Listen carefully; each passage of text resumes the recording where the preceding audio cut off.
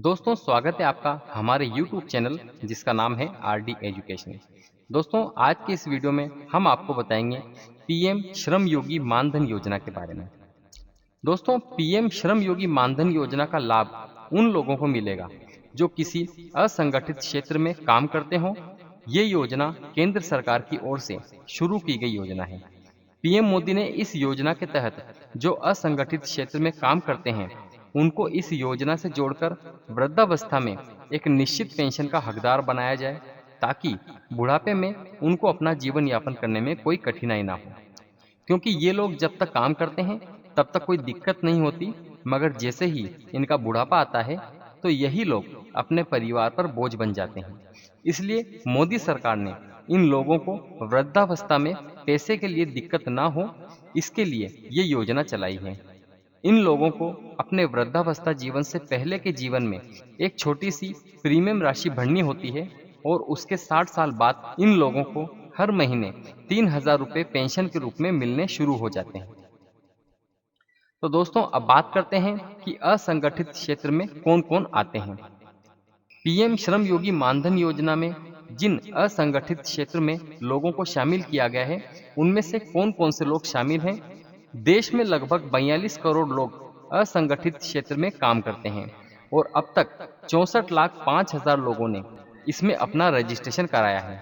और इन असंगठित क्षेत्र में नंबर 1 मजदूर, दर्जी, रिक्शा चालक, धोबी और सरकार की ओर से मेट आदि का कार्य करने वाले इन असंगठित क्षेत्र में आते हैं।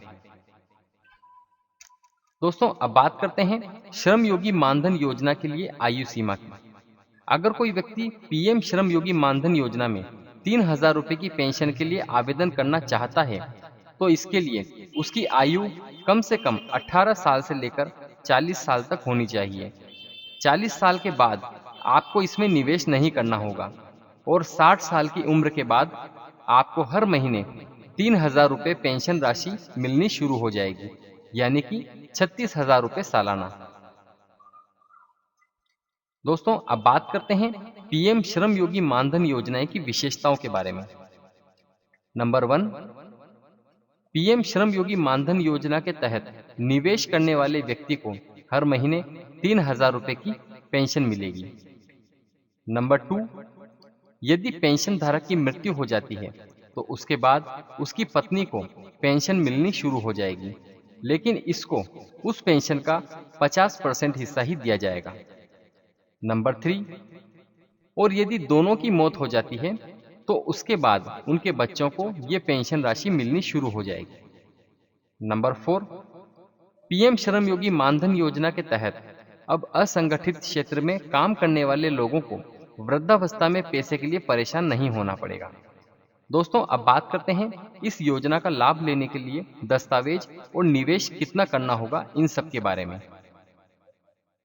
दोस्तों पीएम श्रम योगी मानधन योजना में रजिस्ट्रेशन करवाने के लिए आवश्यक दस्तावेज कुछ इस प्रकार है और कुछ नियम और शर्तें भी हैं।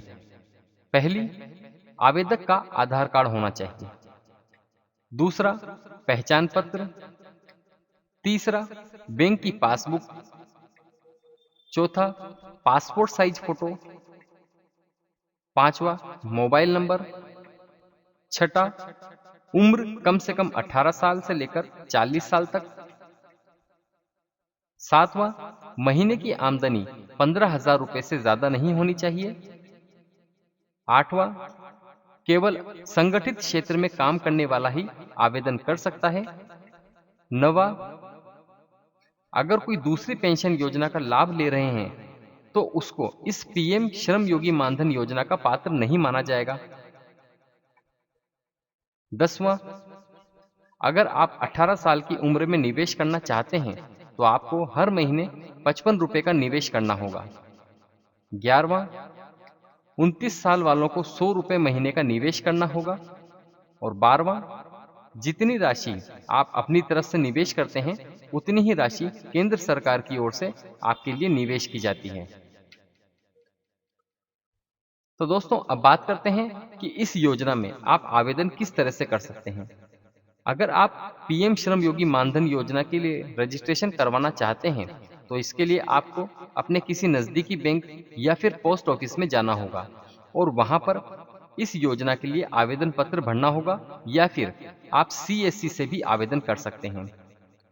तो ये थी दोस्तों पीएम श्रम योगी मानधन योजना के बारे में संपूर्ण जानकारी।